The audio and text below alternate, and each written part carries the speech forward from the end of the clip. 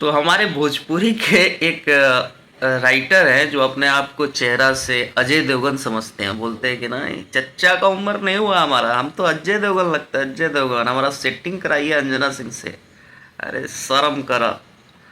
अब बाकी विशाल सिंह ने क्या रोस्ट किया है आपको, और आपके पूरे टीम को रोस्ट किया है, आपके विधायक जी को रोस्ट किया है, उसका पूरा वीडियो यहाँ पे अभी चलेगा। आप लोग पूरा वीडियो देख के जाइएगा, पूरा वीडियो आप लोग देखिए। मैं अभी यहाँ से लगा देता हूँ वीडियो। बाकी आप लोग कमेंट करके बताइएगा कि ये चच्चा के लिए क्या है जवाब आप लोगों का। हाँ जी, क्या हाल चाल। सुनने में आया कि विधायक जी अपने पिताजी से प्रेरित होकर के उनके नक्शे कदम पे चल करके एक गाड़ी खरीदे, रेंज रोवर ऑटोबायोग्राफी, और बहुत खुश हूँ, मैं भी बहुत खुश हूँ। खूब आगे बढ़े, तरक्की कीजिए, नाम कमाइए। हाय हाय। लेकिन आपकी टीम के कुछ लोग, उन्होंने एक फोटो डाला और नीचे कैप्शन में लिखा है कि इतने में तो 2 लैंड क्रूजर आ जाती भैया। एक लैंड क्रूजर का दाम है 3.5 करोड़ से 380।